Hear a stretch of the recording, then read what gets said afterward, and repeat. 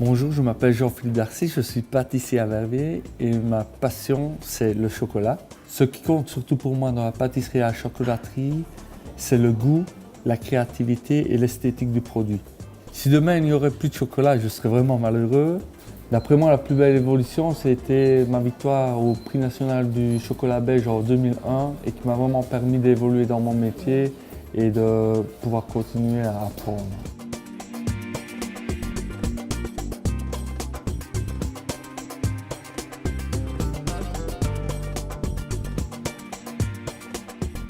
Nous sommes dans nos ateliers de Verviers où mon chef Sébastien Trudel va vous présenter une pâtisserie que nous avons élaborée à partir de chocolat 811 qui s'appelle le Black Forest, qui est en fait une mousse au chocolat 811 avec un coulis gélifié de griotte et un macaron au chocolat.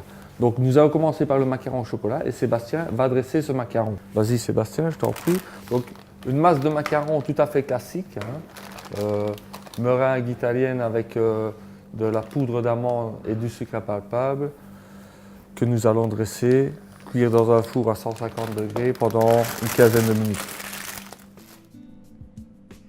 Une taille de macaron de plus ou moins 3 cm de diamètre puisque le macaron évidemment va s'étaler un peu. Voilà, donc nous allons mettre ça au four. Pendant ce temps-là, nous allons nous attaquer au coulis gélifié de griotte qui sera fait à base de jus de griotte, évidemment, de sucre et d'agar-agar.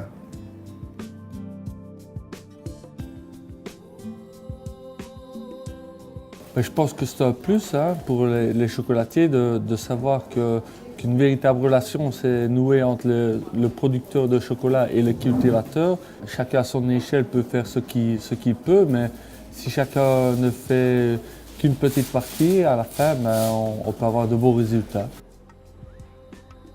Donc Sébastien va faire bouillir comme il faut la griotte. Nous allons verser dans le flexipan, nous allons mettre 3 griottes, puis nous allons passer ceci au grand froid pour bien faire durcir. Et après nous nous occuperons de réaliser la mousse au chocolat 811.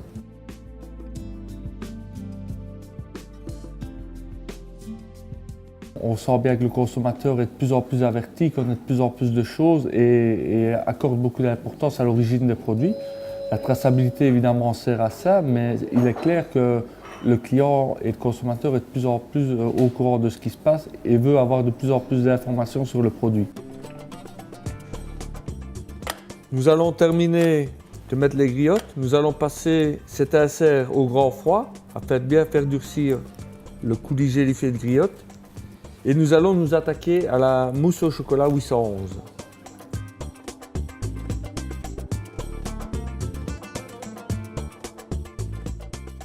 J'ai eu la chance de me rendre sur des plantations l'année passée et j'ai pu voir que Calbo participait sur pas mal de programmes au niveau de l'éducation des enfants sur les plantations. Ce n'est pas grand-chose de pouvoir montrer l'exemple et de pouvoir dire aux autres chocolatiers, c'est un plus pour Calbo, mais c'est surtout un plus pour les gens qui travaillent là-bas et qui sont souvent dans la pauvreté. Donc c'est vraiment pour moi un honneur de pouvoir donner l'exemple. Donc nous allons maintenant réaliser la mousse au chocolat qui est faite sur une base d'anglaise. Donc je vais verser le sucre dans les jaunes, bien les battre évidemment, pendant que Sébastien, lui, va faire chauffer le lait, la crème et le glucose afin de réaliser l'anglaise.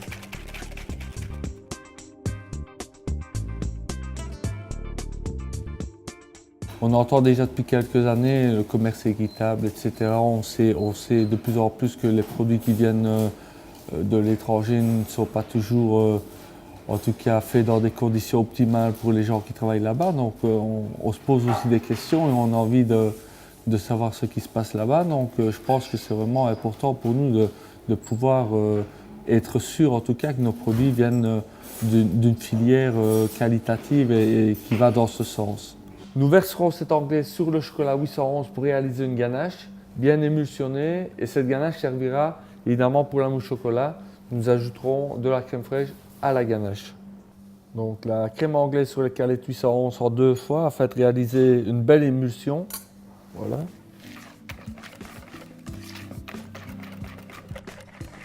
Donc le noyau est créé, on peut verser le reste de la crème anglaise.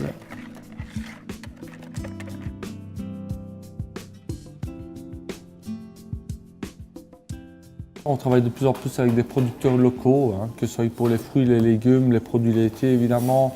Donc on essaie vraiment de mettre un accent là-dessus. Et au niveau de l'énergie, en tout cas, on est en train de créer un nouveau laboratoire qu'on aimerait bien mettre en place d'ici 2 ans. Et là, on est en train de travailler très fort sur les énergies renouvelables, la récupération de chaleur, etc. pour essayer justement d'apporter un peu notre pierre à l'édifice. Donc on verse une partie de la crème fraîche montée à 3/4 dans la ganache.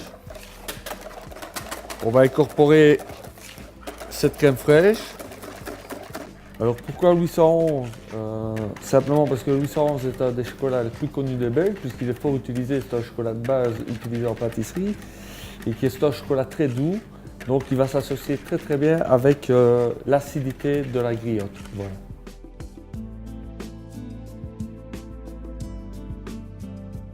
Le fait d'avoir des connexions avec les cultivateurs et justement d'être plus proche d'eux, de pouvoir leur donner des formations et de pouvoir justement mettre un cahier des charges sur les plantations ne fera qu'améliorer la qualité des cacao. Donc je mets les derniers inserts de coulis gélifié de griotte. Et puis nous allons pouvoir refermer le moule en silicone, puisque c'est un moule en silicone en 2 parties afin d'avoir une boule, une sphère superbe et complètement ronde.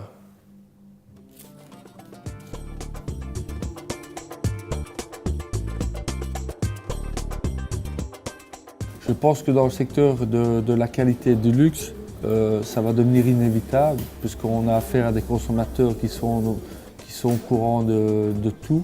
Les clients, eux, sont attentifs à ça, et s'ils veulent savoir d'où viennent nos chocolats, comment on travaille, je pense qu'à ce moment-là, on aura des réponses concrètes à leur remettre, et je pense que c'est une force en plus pour le producteur que nous sommes de pouvoir répondre correctement par rapport aux produits qu'on travaille.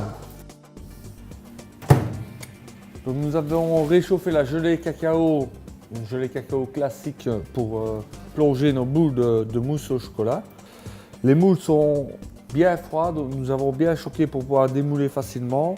Nous démoulons vraiment au dernier moment afin d'éviter le givre sur la boule pour ne pas que le glaçage bulle. Nous allons évidemment glacer puis poser la boule de mousse chocolat sur le macaron que nous avons fait tout à l'heure. Donc les sphères ont été démoulées, glacées. Il suffit simplement d'ajouter maintenant un peu de feuille d'or sur le dessus pour cacher l'incision du ciseau. Et ensuite d'ajouter une petite dent de loup simplement en décoration.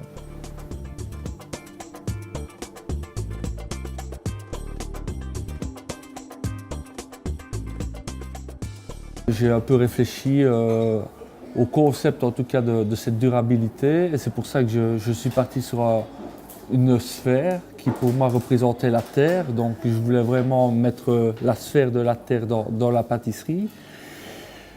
La petite décoration avec la touche de verte également fait penser à la nature et aux plantations, ainsi que le choix du gâteau, puisqu'on a revisité le forêt noir, hein, donc plantation, forêt, ça vient de là aussi. Et pour moi, c'était une recette assez simple, hein, parce que je veux dire, c'est une mousse au chocolat avec un coulis gélifié de griottes et quelques griottes. C'est pas très complexe, mais en même temps, ça reprend vraiment bien le concept de la durabilité. Donc voici le Black Forest, qui est notre forêt noire revisitée à base de 811.